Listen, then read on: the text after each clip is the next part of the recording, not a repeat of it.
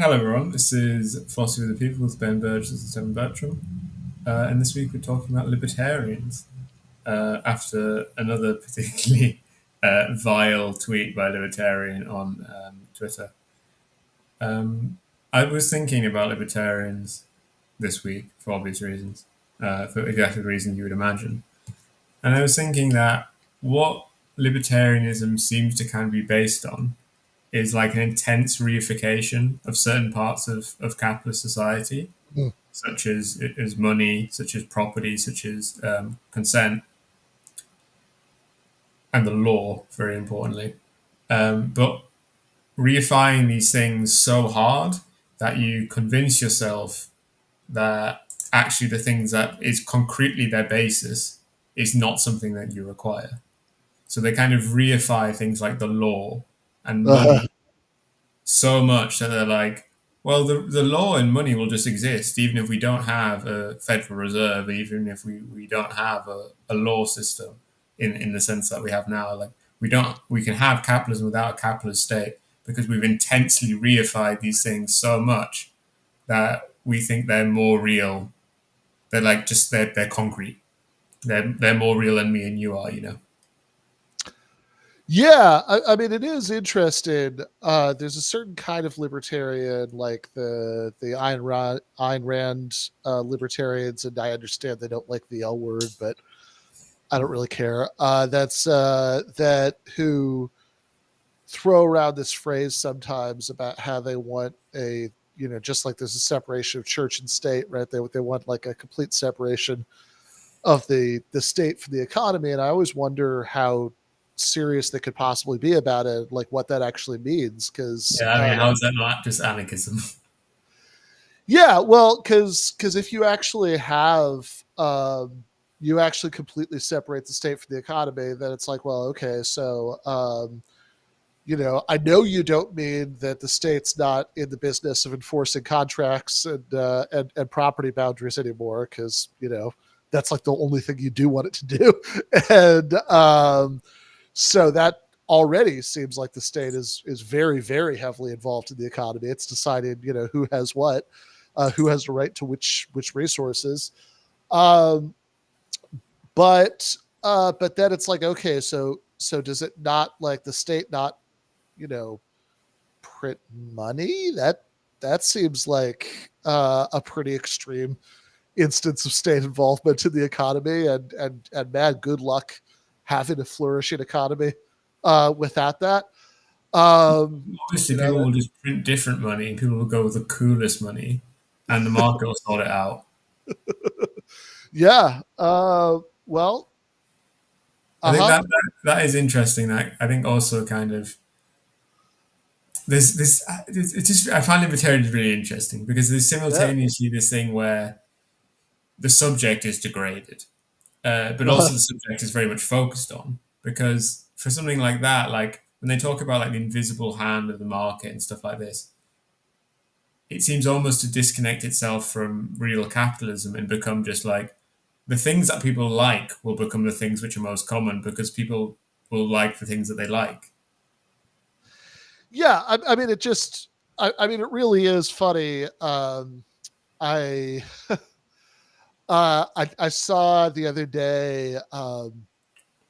There was friend of show Dr. Jordan B. Peterson had tweeted that he was like mad, at Bernie Sanders because Bernie had said one of the things that Bernie has said 20 times a day since 1971 about people having rights to housing and healthcare and whatnot, and he said, no, you can have you can't have a right to anything that you need somebody else to provide for you. And I mean, he put it in a much more intense, angry way than that. I mean, you've seen Jordan Peterson tweets, the idea.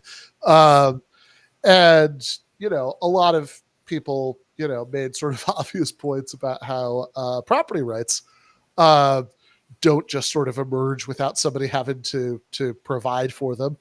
Um, and one of the Peterson defenders I saw, this was my favorite response. They said, to show that property rights were natural, they had this image from like the Jordan Peterson Reddit of this like heat map of uh, of like wolves like territory distinctions. Uh, Uh, and it's like I was seeing, wolves have existed for however many millions of years, and they have property, um, and it's kind of like I like a feel like the Supreme Court would probably rule against them. yeah, no, I think so, right? I think that if the wolves tried to argue that you could like put a housing development on there because they'd already peed on it, Yeah, and yeah. so it was But theirs. also, it's one of those things where it's like, okay, so should we kind of turn into roving bands of warriors who solve contract disputes through like group violence, or I don't know, like what's the plan? Yeah, yeah.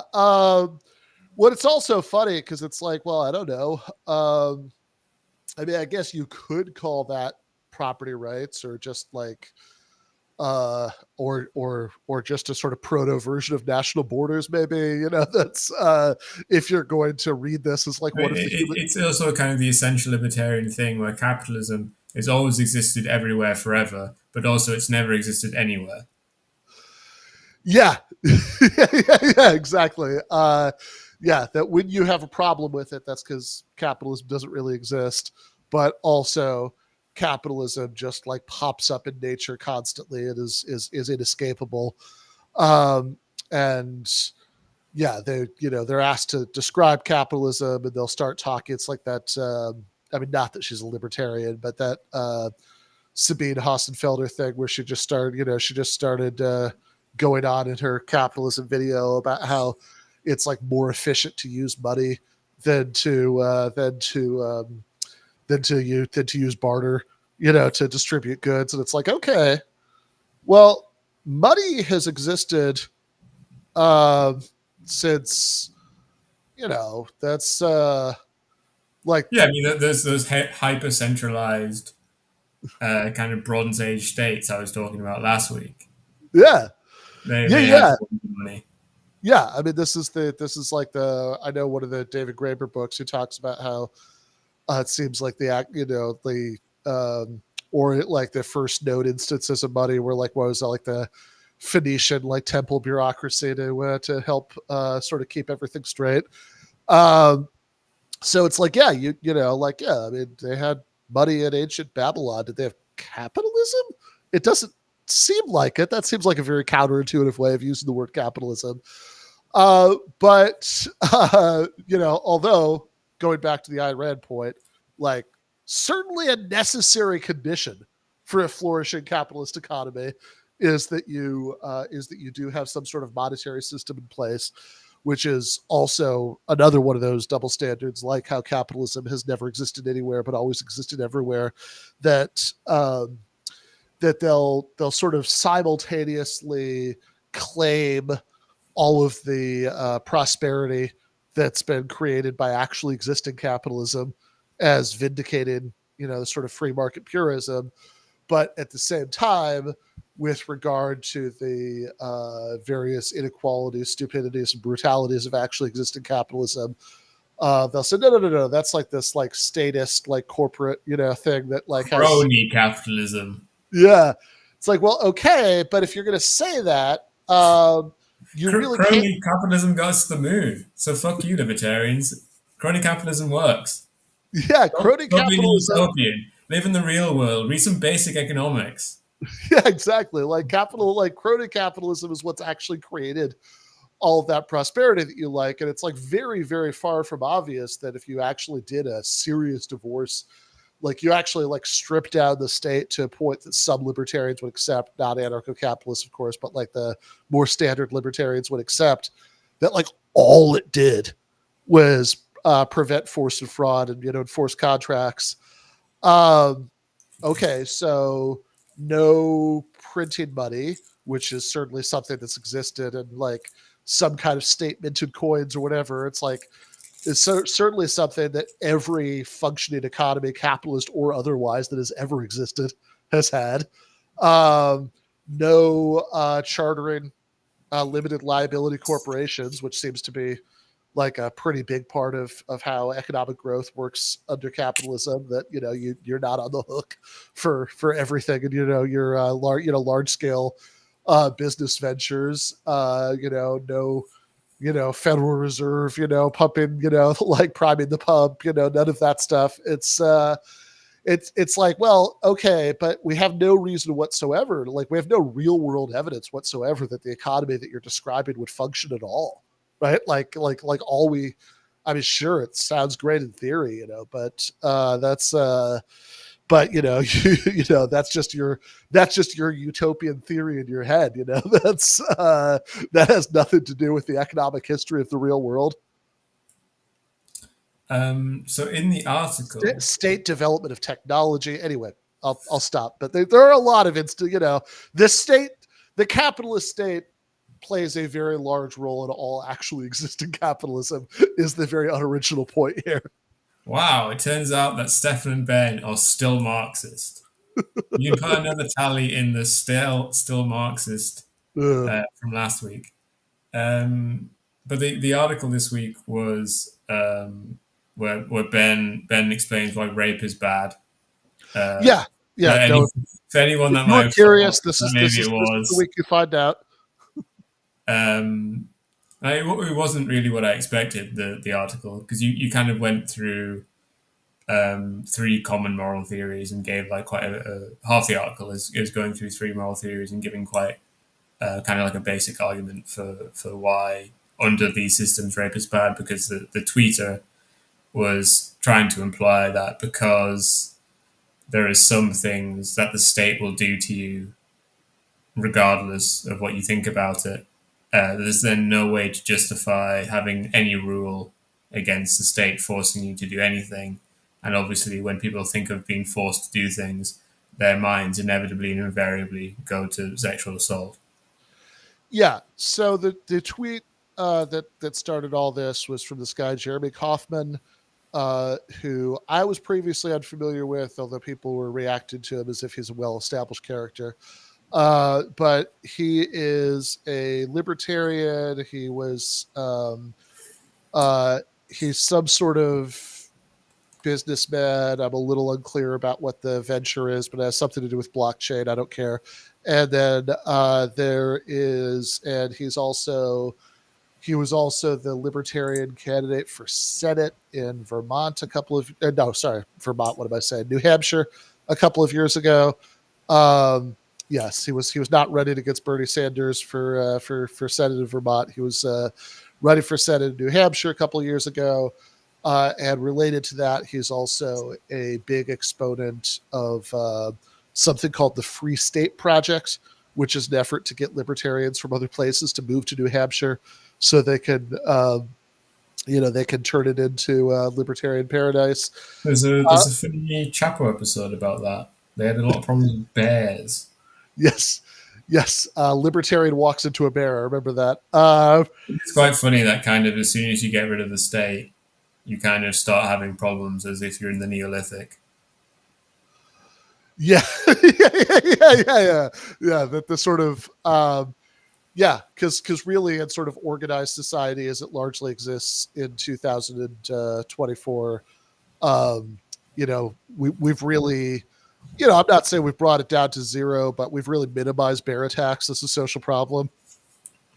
Well, I mean, in the UK, we just exterminated all of them. Well, see, there you go. You've definitely a long time ago. Yeah.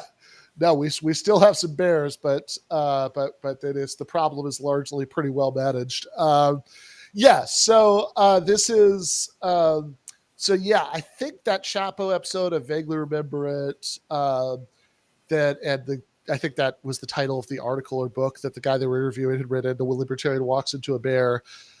So I think that was like some town in New Hampshire that like really had been like pretty effectively taken over. They did colonize it pretty well, and they tried to actually do the thing, and it went as well as you'd expect. Yeah, exactly. And it turned out that like there are all these basic social coordination functions that you really need if you don't want to be, for example, overrun by bears. But yeah, so overall, like, I mean, the reason they're targeting New Hampshire in the first place is because it's a small state, so easy to, if there was a big libertarian population influx, it would be easy to, to like you would have to bring in less people to get It's more it's the political. best ratio of low population to not being a complete shithole like North Dakota. Yeah, and then like also it's like a state that has, in many ways, like normal politics. New Hampshire has like, a comparatively speaking, a somewhat libertarian streak to it. So like you can see why, you can see why they thought there was an opening there. I Is will New say, Hampshire or is it Vermont the one which has like a state assembly with like 1,000 members? I don't know that I don't know. It has like 1,000 to 1 ratio of people to representatives. And obviously historically it was a lot lower than that. It was like 100 to 1. That's awesome. Yeah. So, but yeah, like they don't have like state income taxes, I think. Although conversely, a big source of where state revenue comes from New Hampshire is that there is a state monopoly on liquor stores, which libertarians wouldn't like.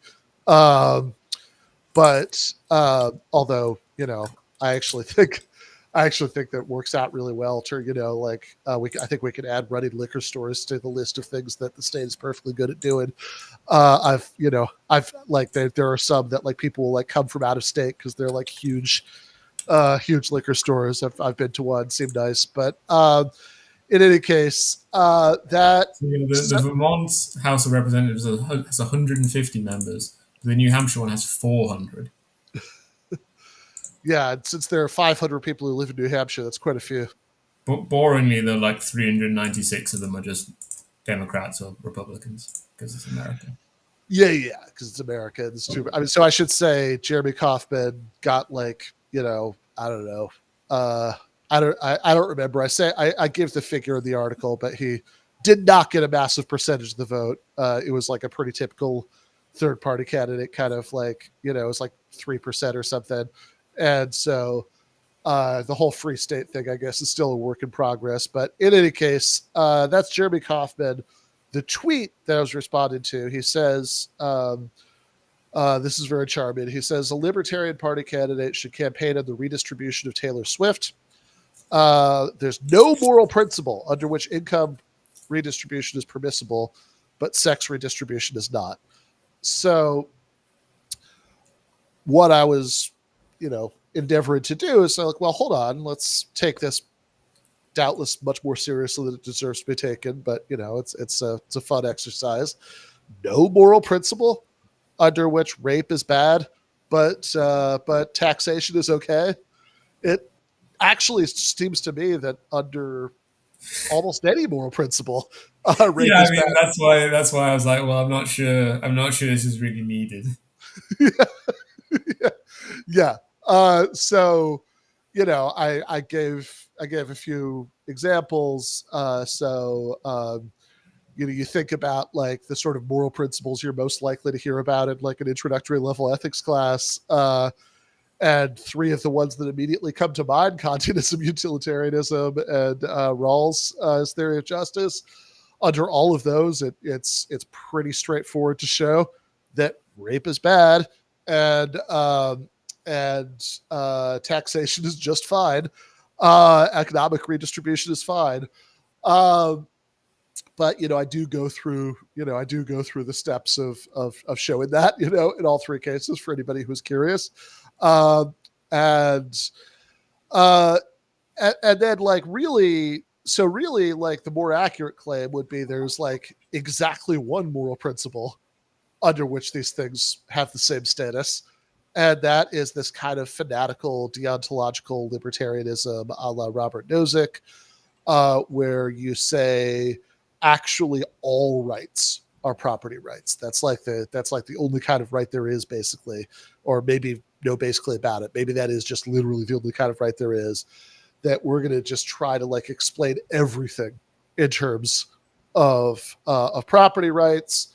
And so anything else that seems bad, it's bad because it violates your property rights. So you know, uh, So even like rape and murder, the wrongness of those things is explained as a violation of your right to property. In this case, your self ownership, your property in yourself. So as far as like refuting his original statement, I think the first part is sufficient. Hey, look at all these moral principles on which there's a difference between these two things. But really, the more interesting part to me is okay. Well, let's think about this. The sort of one view that you have to have, that the proposed moral principle that you would have to hold to put these things in the same bucket would be this: all rights are property rights. Really, the objection to slavery, rape, murder, etc., is that these were all violations of your ownership right over yourself. And so the sort of very short version of my argument that I do in a much more leisurely way in the essay is okay, um, let's actually think this out. You know, like if you think about bodily autonomy, right? That because it's like, look, surely one thing that I agree with, even, you know, I'm reluctant to do an armchair diagnosis, but whatever word you want to apply to people like Jeremy Kauffman, who think that rape is no worse than than income tax. Well, I mean, I don't think he actually thinks that, right? And that's why Yeah, he used like the Taylor Swift example. yeah, yeah, yeah. Quite likely, there is some level of bad faith going on here, but if only in the sort of I if mean, only like in the original Sartrean sense, where where like bad faith often involves not being real with yourself about what you think. like But, the Taylor Swift example is very particular, right? Because well, first off, she's a very sexless pop star, uh, but also right now she's kind of somehow the American right are now hating on you know uh, American football and white women uh, who sing and hot dogs and so on. uh, So or certainly at least a particular very online segment of the right is definitely hitting on those things here. it's very hard to take it seriously that this is something he actually believes. Yeah. Sure. I mean, like, so his point is not that the state should conscript Taylor Swift as a sex slave, but that if you agree with him that it should not, then then you're somehow committed to libertarian principles, and he's and should now subject to economic redistribution. That's the argument, and obviously he's picking Taylor Swift as his example because he thinks it's fun to think about that with Taylor Swift because I guess A, she's hot, and B, it's a it feeds into the culture war fixations of the moment. And Because she's also like completely unassailable. right, No one can be like, well, actually, you're causing real harm here or whatever, because obviously yeah, nothing's ever going to happen to her. right, yeah, that all seems right. So the so okay, like one thing that I even agree with the likes of Jeremy Kauffman about is that bodily autonomy is in fact very important. That it is that we have not unlimited, right? There might be some disagreement there, but we have like wide and deep rights over ourselves, right? That it is in fact really really bad to force people to do things with their bodies against their will. I don't surely this has to be balanced against other values, etc., but like as a general starting point, right, that is very very bad. um totally agree with that. uh and there's a kind of, I don't know what, and there's always been like a strain of libertarian rhetoric that's made a big deal about at least analogies between bodily autonomy and sort of libertarian views about everything else. I'm thinking here, I mean, due to the particular, I have no idea what Jeremy Kauffman's views about abortion are. At this point, weirdly, lots of libertarians are actually anti-abortion, which is bizarre to me. But I'm just in remembering the anti-natalist, anti-abortion person I found on Reddit Ask Philosophy once. so you're not allowed to keep the baby, but you're also not allowed to have an abortion. Well, you shouldn't have started it, but now it's begun. You know. Okay, all right. So now you're in a morally tragic situation where the Yeah. least bad thing to do is to bring the baby into the world. Um, there we go. That's that. You know, to quote, I actually quoted in the essay something my friend Robin once said when I sat in her intro to philosophy class response to a particularly asinine student comment. That is a thing you can say. Um, so those are clearly a combination of words that's possible to put together and utter. Um, so yeah, in so thinking, so there are lots of, but so yeah, now because like there's been this weird sort of, yeah, like kind of takeover even of the Libertarian Party by people who are in many ways pretty culturally conservative, and the actual politics of this are very strange. But like I can remember a time like I don't know 2012 that era where there was like a libertarian bumper sticker you'd see sometimes that was like I'm pro-choice on everything, Yeah. Libertarian Party, right? And that was a very common rhetorical strategy, sort of associated something that that left and liberal and progressive people like, which is the sort of bodily autonomy, right? With regard to pregnancy, with libertarians, overall program for everything, and certainly the highbrow philosophical version from somebody like Nozick or Murray Rothbard, I guess. Although I wouldn't put it past him to have been, I have no idea what he thought about abortion by the end of his life, because he went in some pretty crazy directions. But he was kind of one of the, I believe, in fact, one of the speculated authors of those Ron Paul newsletters from that. Because he was like a big advocate of fusionism, that libertarians should be in like a strategic alliance with like paleo conservatives. But in any case, that's but like Rothbard in his more philosophical vein, or like Robert Nozick, that sort of view says, oh yeah, of course bodily autonomy is great, but like here's our theory of it, that what bodily autonomy is it's a kind of property right. In fact, this is like the sort of foundational property right.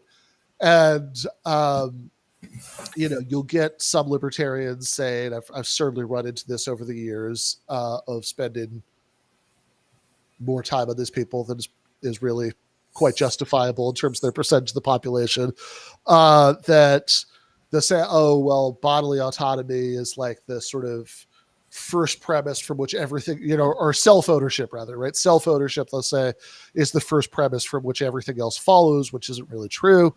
Because even if you do accept that our rights over ourselves are a kind of property right, that by itself doesn't get you property rights in the external world.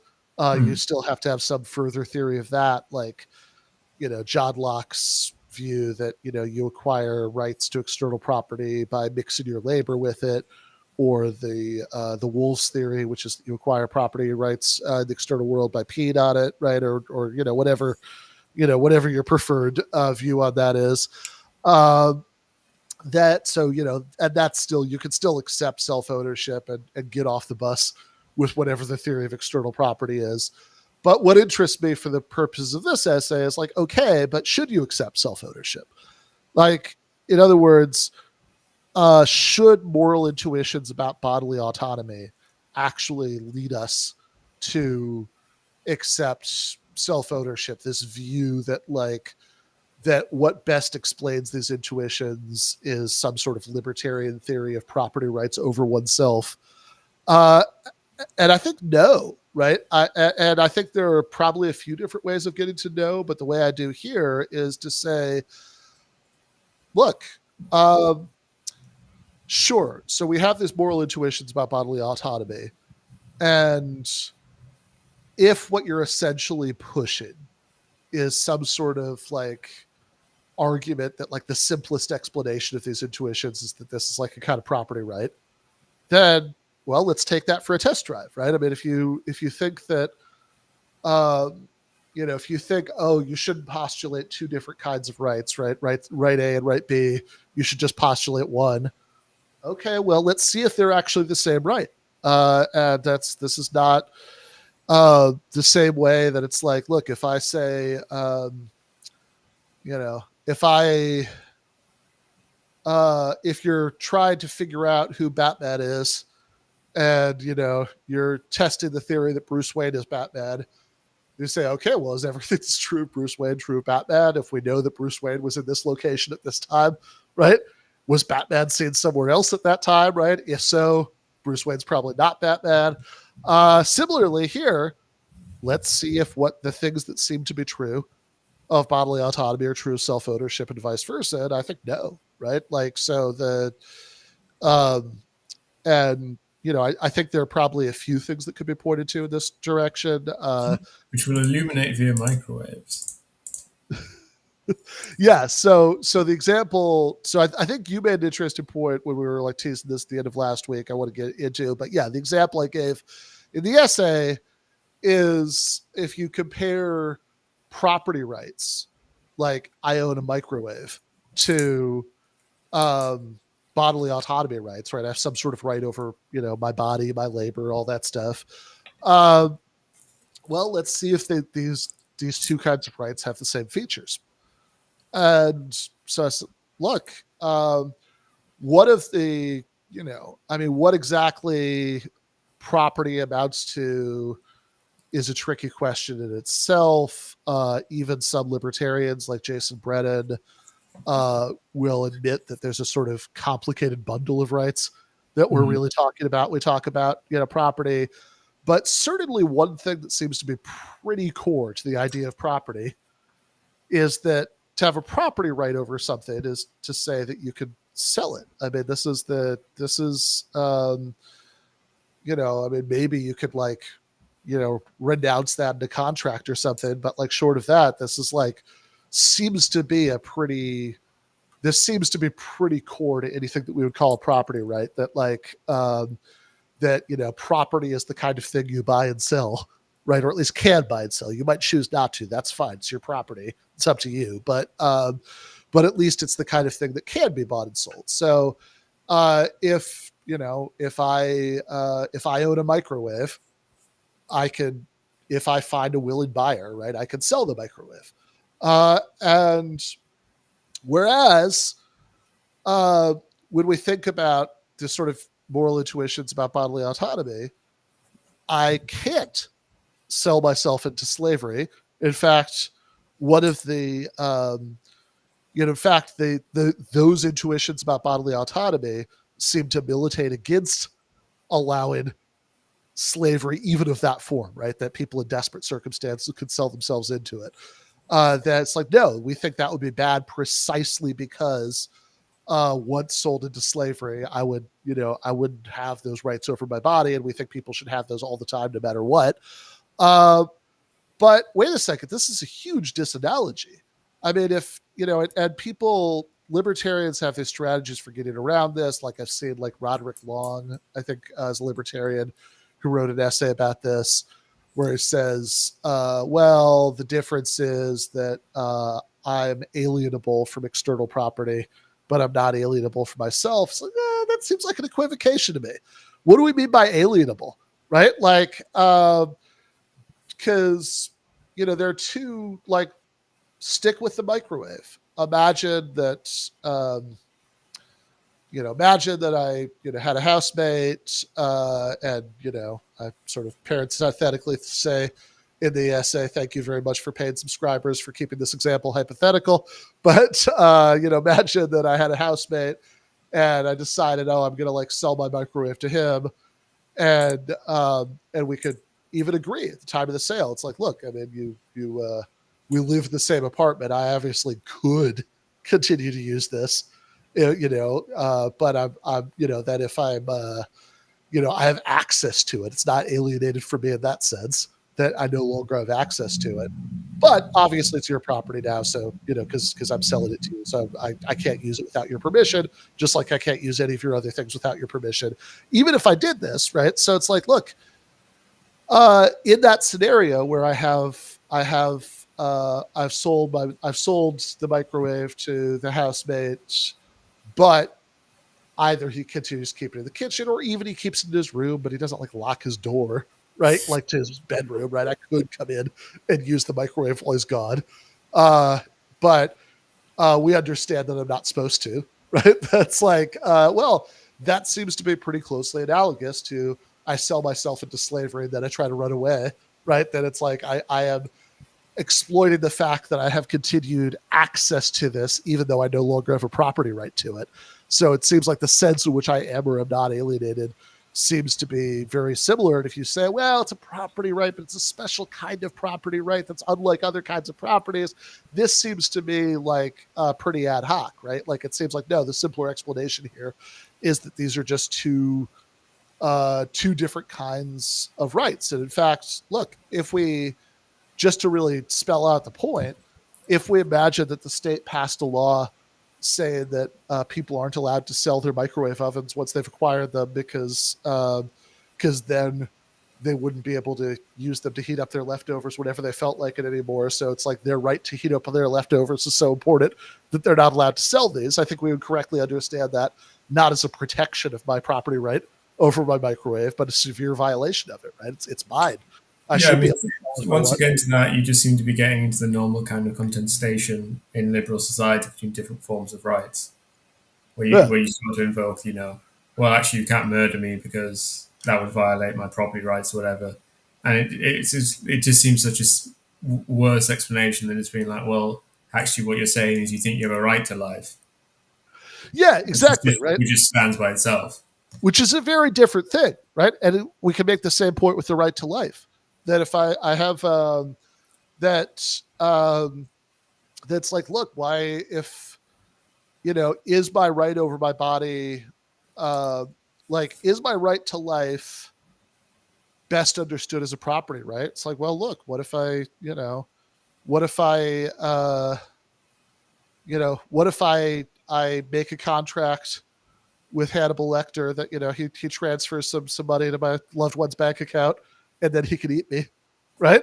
Like, Yeah, but then also like, and then I kill myself. Like, have I yeah, done something wrong there?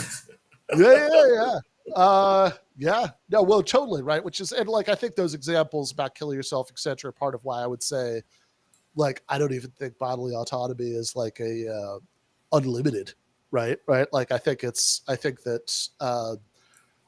like a very important value that sometimes bumps up against other values. But yeah, I think that in this case, right, like it does, these do seem to be very different. And a different point I could have made, I mean, you were kind of hinting at this at the end of the discussion, so I don't say this in the essay, but maybe I should have, is we could also run the point in other directions that there seemed to be the same way that if we were taking literally this idea that, oh, my bodily autonomy is a property right over my body, then there are things that I could do to my body with my body. I sell it to a slaver, right, to keep my children from starving or whatever, that I can't, right? So under the property right, so an actual self-ownership property right would give me rights over my body that I think any sane person in 2024 doesn't actually think I have. But similarly, and similarly that I have rights over my body that I would not have over a piece of property, right? Like if I, sold the microwave and then a week later I was like, you know what? I've thought about it. I actually still want to use that microwave. So here, I'll give you your money back and you give me the microwave back. On any normal understanding of property rights, my housemate would have every right to say, no, sorry, Yeah. I'm keeping the microwave, right? That, you don't have a right to like have second thoughts. With bodily ownership, it seems like you wouldn't even have to give the money back. It Yeah, seems yeah. like any substantive right would just be able to, you just have to change your mind. Yeah, exactly. So it's like the right to change your mind seems like a huge disanalogy here. That it's like, yeah, if I have, like, surely whatever kind of fucked up employment contracts, even the most extreme libertarians might think it's fine to enter into. Um, yeah, anybody who's not a complete sociopath, in the 2020s would say, yes, I would surely have a right to decide I do not want to be this person's slave and, cancel our arrangement. But of course, that's not how property works. Once you've sold a piece of property, you don't have a right to just think better of it later, unless the buyer generously lets you, right? Like if Yeah, you completely obliterate all your rights to it. yeah, the buyer, now has every right to say no, right? Which So is that's which what is probably a bit where this kind of stuff doesn't fit with human sentiment, with what? human sentiment. Yeah. Well, exactly. I mean, that's the point, right? That it's like that this sort of like intuitive idea of rights over your body that we have No, but I is, mean with rights over property. Like for oh, instance, yeah, if yeah, if I sold you my family home, and then a year later I wanted to come visit, so for like the anniversary of my mother's death or something, right, and sit in the garden at the place where ashes were scattered, and I hadn't yeah, established a legal right to that. If you refused me to do that, you'd be completely in your legal rights, right, but you would also be a bastard, and you'd be doing something wrong. And I yeah, think this is a major thing with libertarianism, and I think this is a major thing going on with my own thoughts on bodily autonomy. That there needs to be a distinction between what our legal rights are and what our moral rights are. But libertarianism is basically premised on collapsing this distinction. yeah. I mean, different libertarians, I think, say different things about this. Like some of them will still say, look, just because I think that all these things should be legal, right, doesn't mean that I think they're morally right. But but on the other hand, if you're a hardcore deontological libertarian who thinks that like all rights are property rights, that seems like no, you don't really get to make that move anymore, right? Yeah, like That like, what other moral basis is there? yeah, exactly, because it's like, well, if You're telling us the other thing, so yeah, if you're going to make the distinction, then you need like a moral theory that's not about property rights. And once you have a moral theory that's not about property rights, that's like, well, hold up, maybe we could use that to ground some of the stuff that you want to reduce to property rights. So yeah, I think there is going to be a tricky problem for them there. And so one of the other ways of making the same point, that like the sort of intuitive properties of a right to bodily autonomy are very different than the properties of property rights, uh, is the one that, I think you were kind of hinting at the end of our discussion last week, which is, look, I can, uh, it also seems to be the case that, you know, people at least, granted some of these are controversial cases, right? But it's like that there are at least widely held views about bodily autonomy that would give me rights over my body that I absolutely would not have over my property, right? So if somebody, if there are, so think about abortion rights that, if you have like the idea that, the fetus and, again, this is all very controversial stuff, but like, but certainly if you have the Judith Jarvis Thompson type view yeah. about this, that like, it's that, that you'd have a bodily autonomy right to abortion, even if, the fetus counted as a person, then like, look, that goes well beyond anything that you could justify with property rights. I mean, if you have a Right. squatter, If I've gone into your garden to look at my mother's ashes, it seems probably wrong for you to shoot me in the head. yes, exactly. Crucially, even if you refuse to leave, right? Even if like Yeah, no, they that's what I gave, mean. Like I just went in myself. yeah, like you just went it yourself. It's not even like, you know, it's like even if they gave you several warnings before they Yeah, shot you in the head, yeah. it still seems pretty bad to shoot you in the head for that, right? That doesn't seem like something property rights would cover, right? If you have And something, it is kind of the complete opposite position of the law in our crony capitalism, where I don't know in the case in the US, but in the UK, trespassing is not a crime. It's a civil matter. oh yeah, I'm actually not 100% on that as far as U.S. law goes, but they, it's not, yeah, what exactly you could be charged with for trespassing, but yeah, I mean, it's I mean, you certainly, would get charged with something in the UK because it's illegal here to like be rude to someone. Uh, Yeah. Uh, I mean, yeah, yeah. the point I did But make at the but end of but last but you week. certainly don't have, like, whether it's handled through the civil or the criminal courts, right? You certainly don't have a legal right to be on somebody's property without their permission.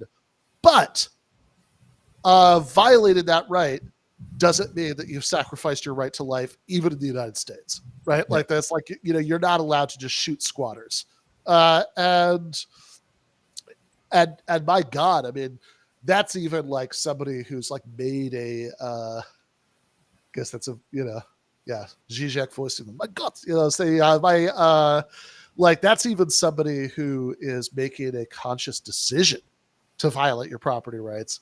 Never mind what you'd think the situation is if you think the fetus is a person, which is somebody who is like, I don't know, a unconscious person who somehow tripped onto your property Yeah. and and for some reason there's no way to remove them without killing them in the process, right?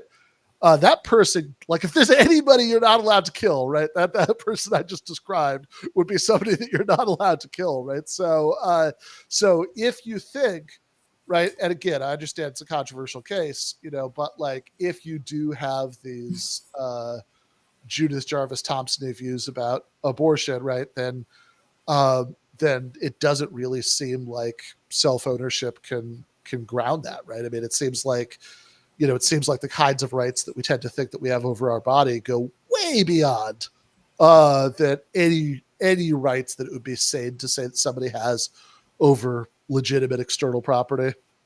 America truly is the freest country. Oh yeah, Charles Ghost says up to $2,500 fine, up to 12 months jail sentence. Yeah, I did see recently that Americans put in prison the mother of a school shooter who was like kind of irresponsible, but in no ways like straightforwardly criminally culpable. And it is really amazing that there seems to be a complete commitment across America that if we just put like the right people in enough numbers in jail, all of our social problems will be resolved. yeah, that's a widely held view. And like Yeah, I think that's quite common among liberals too. They just have quite different ideas of who those people should be. yeah, yeah. No, that's also true. Yeah, no, it's and I think that really, yeah, and I think that's the way to put it too, right? Because it's not like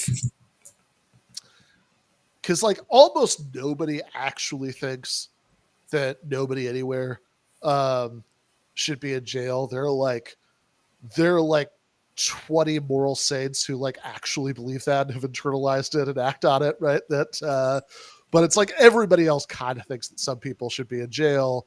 Like a And really if they don't, they think they should be like beaten to death or something. yeah, exactly. Uh, so like a really good test of this is like, uh, Derek Chauvin, right? It's like should he be in jail, right?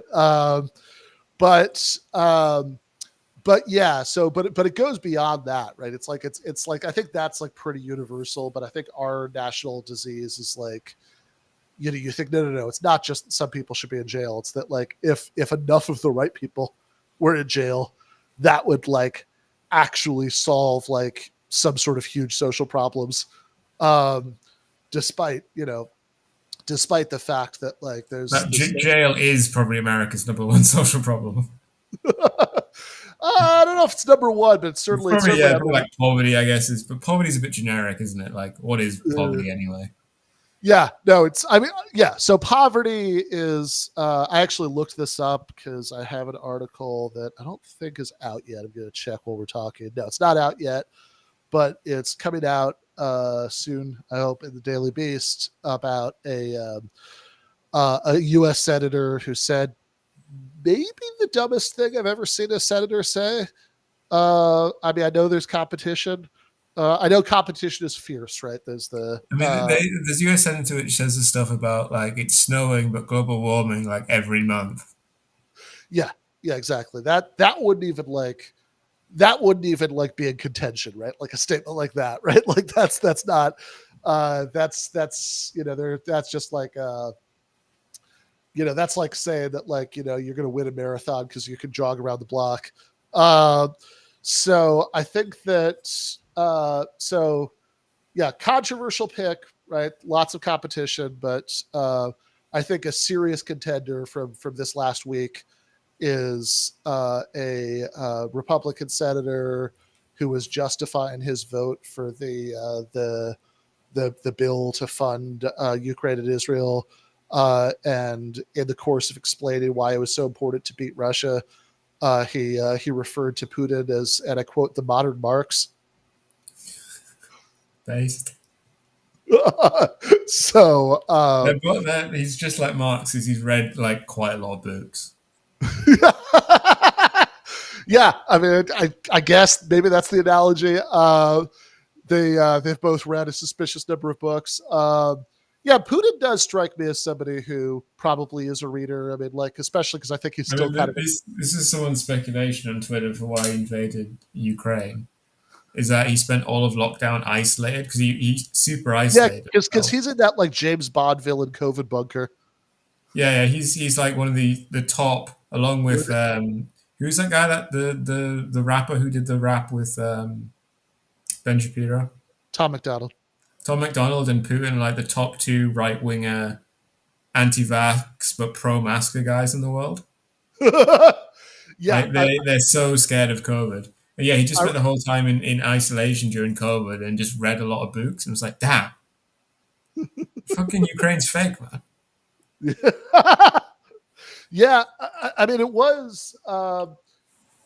Yeah, like because he had. I remember reading at the time. There's this article in the New York Times about it where they were like, you had to, the few people who got to see Putin in the sense that they were like on the opposite end of a very long table from him, like not only did you have to get a test, you had to like go through this like tunnel where you were like sprayed with disinfectant, and it really was some James Bond villain level stuff, except like You had to sort of submit shit samples. sure, why not? Yeah. So and it is interesting because he has yeah, I mean, maybe whatever he was reading in COVID, maybe the fact that he wasn't getting out much talking to people meant that he was getting some very inaccurate sources of information. Because, like, that's also part of the deal that it seems like, Russia might have won, which would have been a disaster for them also. Yeah. Turn Ukraine into Afghanistan, but like Russia might have won if, right away, if the Russian army was still in the condition that it was once in. But Or I mean, they went with a military plan, which seemed like a dusted off 2014 like police operation kind of plan, where they were yeah, like reinstalling the legitimate president, not like actually fighting a state to state war. But right.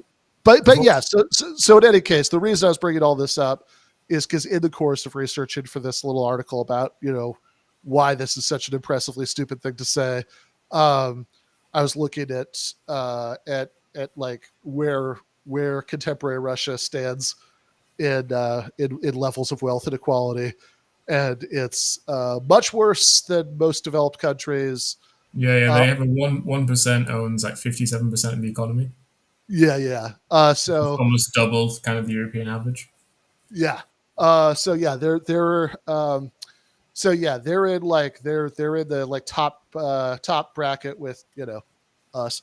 But that's but yeah, in any case, so yeah, I mean, I think poverty is certainly I mean, I think it's like the most important one, but like it's certainly not unique in any way, even for relatively developed countries. Although we are kind of leading the pack, we have like we're in that like special category with Russia and a few other places for very developed countries that have this kind of inequality. But yeah, I do think that as far as sort of relatively culturally unique pathologies, like the main one I always think for America is that there's this sort of sense that you get, and I'm sure this does play a role in political discourse in other countries, but I think is probably more hyper developed in the US, that it's like there's all this free floating anxiety about the idea that someone somewhere might be getting a government benefit who doesn't deserve it. Right. Like I think that the sort of Yeah, yeah. I the mean, that one's a pretty strong one in the UK too. yeah, Like, it's one which has kind of been deliberately developed for a very long time. yeah. So I Um, think I think that's like definitely one of our, one of the, again, relatively right, UK, sure, right, relatively culturally unique ones, but there's also but yes, I think also that the mania for locking people up is got to be has got to be one of them, because it's like, I mean, I don't know, the last 10 years might have chipped into this a little bit, but like because there actually has been some reform since then, but like certainly the classic thing was that you'd look at it and be like, either the US always had the most incarceration per capita, or there'd be like some tiny island nation whose name I don't remember that like technically has more incarceration per capita, yeah, no, because I like, think America is in first place and by about two times, and the next one from Russia, both in yeah, absolute and relative terms. Um, yeah, but I did want to ask you, Ben, about self ownership, because yeah, we've kind of dumped on libertarians, but sure, for self ownership, no, sorry, not self ownership, for bodily autonomy, yeah, um, as a moral right, I find myself yeah, very unconvinced. Like, as a legal okay, right, sure, in the sense uh that, I think people probably even have a legal right to like do heroin. Like, as in, I think they probably shouldn't be arrested for doing that. But I definitely don't think they right. have a moral right to do heroin. And certainly something like, for instance, you have a legal right not to do exercise, but you have a moral right not to do exercise. Are you Sure. like, are you So structurally treating your body, which is you, in such a way badly, and on a canteen basis, on a virtue ethics basis, whatever you want, yeah, not treating yourself with dignity, not acting towards virtue or whatever. It seems to me like there is, in terms of bodily autonomy, if we mean people have a moral right to treat themselves in whatever way they want, that to no, me, I that seems almost the opposite of morality to me, which is so morality is normally framed as you have to do these very particular things. yeah, so I think that we want to distinguish between a couple of different ideas of moral right to bodily autonomy here. So because there's also some ambiguity in just saying that that you should have like relatively wide ranging legal rights to do with your what you want with your own body, right? Because it's like, look, I mean, we agree, yes, you should. I would I go as far and heroin? That's I'm more conflicted on that one, but that's we don't need to get into that today, right? So in but in any case, I do tend to think that like, heroin addicts, like people who are like suicidally depressed, might be in a category that you need to be safe from yourself, and and there's a certain give and take as far as autonomy goes there. But I do, but look, on the broader point, right? Like that so we agree there's a wide range of things that like legally you should be able to do with your own body. And we also agree, of course, that there's not, that doesn't mean that like, uh, it's not, there's no moral objection to doing pretty Yeah, much whatever you on want. the face of things, we don't conflate the two. They have to be, yeah, Yeah, they both have to be defended separately. yeah, sure. But I would also push, the point I would push here is uh, that, well, what we would talk about, because like I think there's a sense in which you might still think that there's a moral right to bodily autonomy, by which I just made this, right? You could think that there are all sorts of different, like, like where does that should come from for the like you should legally have a right to do a wide range of things to your body. And so like one theory that you could have of that is that that's just like a utilitarian kind of should, right? That it's like on balance it's going to lead to better consequences than not, or something like that, right? But I think you could also think, and I am pretty inclined in this direction, right? That no, it's morally unjust to coerce people to to do things with their own body that they don't want to do, to violate people's control over their own body. It's like intrinsically morally unjust to do that, right? That like it would be, not in an absolute way, right? Again, I do think you have to balance this against other values in some situations, but but generally speaking, it's morally unjust to deprive people of control over their own bodies, their own labor, and but that doesn't, and this is like something that would apply even when like the consequentialist case doesn't necessarily line up that way, right? So I think that's an important kind of moral right to bodily autonomy. And I think that's also entirely consistent with saying that it's like, look, that doesn't mean that you aren't doing anything wrong when you make certain kinds of decisions about Pitcairn Islands. Thank you. The British, like the one British policeman turned up there and was like, "Wait, everyone here's a bloody nonce," and they had to put all the men in jail. So there you go. They actually managed to beat the U.S. Nice. So yeah, but that doesn't mean that you aren't doing anything wrong when you make certain kinds of decisions with your body, right? In other words, that it's like that it could very well be like like that sort of Kantian idea that you have to treat humanity, whether in your own person or that of another, as an end in itself, or you're doing something morally wrong, and that there are things you could do even to your own body that would violate that.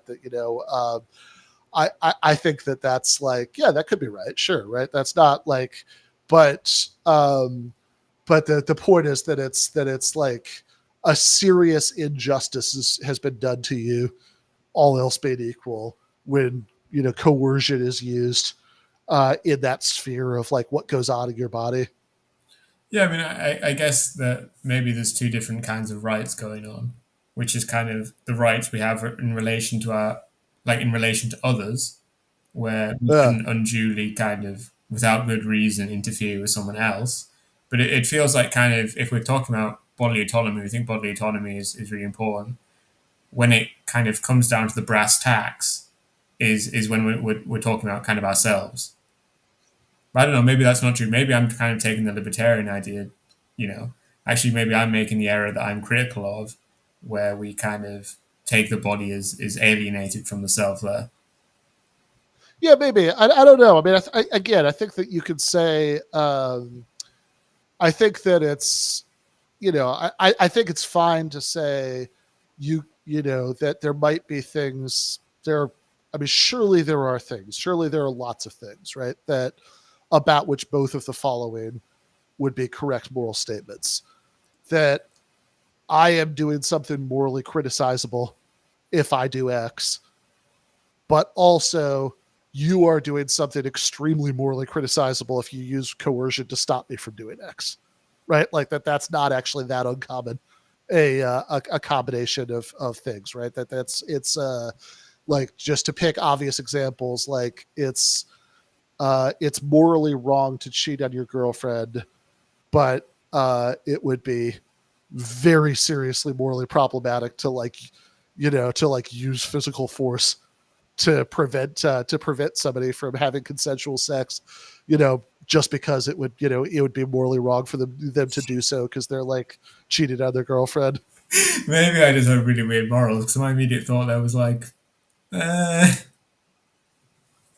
Oh, you like think that like it is if fine? my bro is saying like I'm about to go in my car and cheat on my girlfriend, I don't feel wrong by going like, not like, not detaining him in the house forever or whatever, but if I like shoved him back inside and was like, mate, what the fuck are you thinking? Yeah, I mean, look, I think there's like lots of cases um, where like you're sort of doing, I Yeah, think like there are lots of ultimately, I'm cases. not ultimately preventing him from doing that, even if Yeah, in yeah, a kind of concrete physical situation, I am yeah.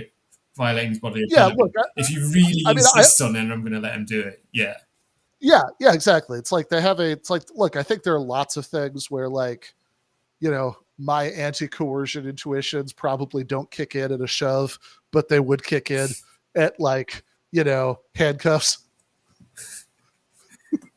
100%. I'm the morality police. I'm actually, I'm not in terms of personal relationships. I'm not at all libertarian in terms of what's moral. I'm just one of the few people, I think, that's able to distinguish between moral rights and legal rights. I think a distinction which in popular culture is completely falling apart.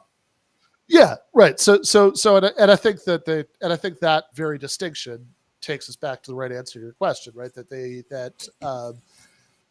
it's not just that what would, like a just, there are things that you don't have a moral right to do, in the sense that like in the sense of moral right, where it's like, oh, I have a moral right to do X, means I'm not doing anything wrong if I do Yeah, X. But morally, you should have a right to do, in the sense that it would be like morally unjust to prevent you from doing it. yeah, So that's, that seems like a, pretty common situation. I wouldn't, I think it would be, I very much don't want to be, I mean, I don't know. I probably, I have a hard time imagining myself shoving the person in that situation, but like, while we were in the same room, I would certainly, like, you know, might yell at them, right? That's like, and, but man, I sure don't want to live in a society where, where you're like arrested for that. yeah. But I accept that too, while also being more iffy on it in kind of like a personal kind of relationship kind of thing. It is funny when people will try and, like, because I talk relatively often about people who are what I call consent soliphists. Yeah, The yeah, people who not only insist that kind of consent and bodily autonomy and these kinds of ideas are the only possible way to justify morality, that they, even if you propose and you say, well, no, actually harm and pain is bad, they'll try yeah, and re-explain all those things in terms of pain is bad because I don't consent to it, or something like this. And it is really great to give them the obvious examples where it is morally right to physically coerce people. Like, for instance, if you were leaving your house with cheating on your girlfriend to get in the car, but you were also stone drunk, yeah, yeah, yeah. then it would be That it completely would, morally justifiable for me to physically stop you. yeah, like that. It's fine to, like, actually, like, take the person's keys and all. Yeah, right, exactly. Or in fact, if you happen to be holding your car keys and barely able to walk, drunkenly stumble past a cop, it's fine for them to, to, like, actually prevent Right. you, from getting in the car. But Yeah, even if yeah, that isn't a crime, and probably shouldn't be a crime, but it should be sort of one of those things where the police can just be like, no. yeah, yeah. Yeah, I mean, I'm pretty okay with laws against drunk driving, but yeah, that's No, no, I mean, but in the sense uh, that stumbling towards your car with your car oh keys yeah, is yeah. like The actual intent to stumbling drunk towards the drive, but car it's not drunk is driving. yeah, And yeah, you yeah. might just That's get in true. there, Yeah, you might be getting in there to get warm or whatever. yeah, yeah, yeah. But they should at least stop you and make sure that Yeah. that's what you're getting in for, and maybe even to guide you to get warm somewhere else where you're less likely to forget that you're not supposed to be driving right now. Yeah, no, totally. Yeah, I mean, I think that there's like a general thing there that's just like, it's not unreasonable to try to see if, like, oh, are there, like, here are a couple of things that seem to be objectionable for similar reasons. Maybe we can extract, like, a more general principle that applied in both cases. But it's like, it also, I think it's like real easy to OD on that, right? That they have that, like, you just, like, want to turn everything into being the same thing, when it's like, no, like, sometimes there are actually, like, different principles that are all important, right? That they, I think I need to, like, self-Freud myself and realize this is all just a resentment based on me believing that my parents didn't force me to do enough things as a child. yeah. Although, again, like, yeah, that thing about I didn't consent to the pain. I mean, like, where my mind immediately went when I thought about that is with, like, very young children. It's like, well, yeah, um, like surely the objection to like inflicted pain on a toddler is not that they didn't consent to it, because they also don't consent to anything else that's happening, right? Like that's, you're it's like, yeah, they also Right, don't consent. their set of things which they will consent to and won't consent to are completely disconnected from what is good for them or good for anyone. Yeah, exactly, right. That's like, it's, yeah, you surely, so it's like, yeah, like it's surely wrong, all else being equal, to inflict pain on toddlers, even I would though say though that actually lots of adults do live their lives doing the equivalent of listening to like a loop of Baby Shark while eating candy. yeah, but like, but you can't, but it's like, yeah, fine to force the toddler to go to bed when they're not ready to, like fine to coercively enforce bedtime, I can't but believe you also, hate anarchists, Ben. I can't believe you're part of the pro homework, pro bedtime fascist mafia. yes, yeah, exactly, right. It's like, yeah, so if it's fine, if there's a kind of being that it's fine to enforce homework on, and like, and bedtime on, but it's generally speaking still wrong to inflict pain on. Um, that if they're getting a shot that's like good for them or whatever, that might be different. But generally, it's wrong to inflict pain on them. That strongly suggests that pain is bad, quite beyond not consented to it, or like God. I mean, I even think I think it would be you know I mean, I have a you know I have a dog and a cat. I make all kinds of decisions they don't consent to, but like, I still think it would be morally wrong to inflict pain on them, Well, I mean, without a really you get good, into the thing of like then surprise parties become immoral and stuff like this. right, Which right, right, right. people will argue online. They'll definitely argue that That, surprise parties are immoral. yeah, that sounds like a Reddit discussion. The somebody really biting the bullet on the immorality of surprise parties. Yeah, I mean, it's like, look, consent is very, very important. Um, it's Say so.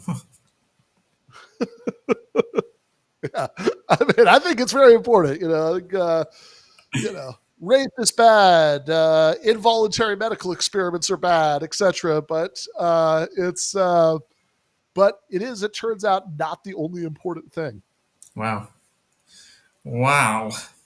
What was your Some, essay on Wednesday, Ben? I didn't read it. sometimes there are as many as 3 or 4 different important things that are all important. Yeah. We're So Marxists, so most there can be two. yeah, And also, there can't be one either. It always has to be two.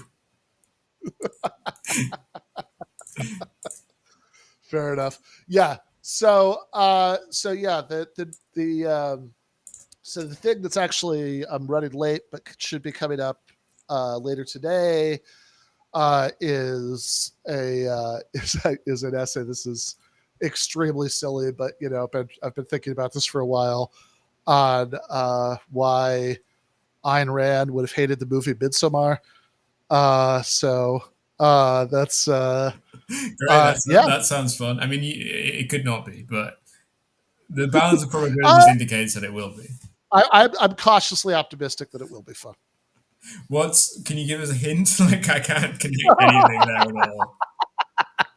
Yeah, Apart from, I like, mean, I don't know, the cultist people are very collected, but they're the bad guys. So, like, she thought, like, yeah, an yeah. anti collectivist Uh, film, Ben? Was well, it so I was pro watching. collectivist because actually the cultists are right?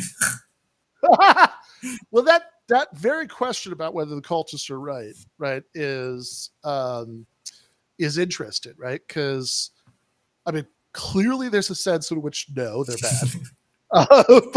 I didn't, she did not consent to this, just generally Yeah, most of the film. yeah, there's quite a bit of non-consensual things happening in that movie. Yeah, but look, I guess here would be my hint. Is it true that there's no sense in which that movie has a happy ending? No, yeah, I mean, she has her ecstatic experience or whatever. Like, But it they, like, seems also like, killed 4 people or something. yeah. So this, so okay, I so this actually, is the Ben, I don't value white women finding themselves that much. No comment. But in any case, I think, um, yeah. So I think that this is. I think when you think about personal fulfillment and moral virtue, um, this actually also strikes me as a plausible case in which those two things are actually two things, not one thing. And thinking about that got me thinking about Ayn Rand, and that's probably a good enough preview. Cool. So, and it's kind of a continuation of today in some ways. I'm Exactly. sure we'll rotate around the same topics because we are the same two people every week. Sure. Yeah. It's the yeah, Heraclitus notwithstanding, that does seem right to me. Yep. Well, next week we'll step into another river. Goodbye, everyone.